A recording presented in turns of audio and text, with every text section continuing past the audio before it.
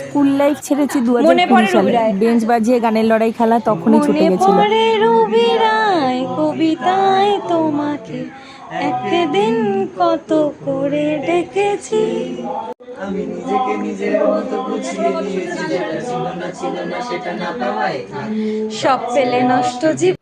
আর এত বছর পর কালকে নিজের ফ্রেন্ডসদের সাথে, রিম্পার ভাইয়ের ফ্রেন্ডসদের সাথে, জুনিয়রদের সাথে বসে গানের লড়াই খেললাম। গেছি ছ দিয়ে গান দেওয়া হয়েছে গাইস অপোনেন্টকে। সত্যি সেই পুরোনো ছোটবেলার স্কুলের স্মৃতিগুলো তাজা হয়ে যাচ্ছিল।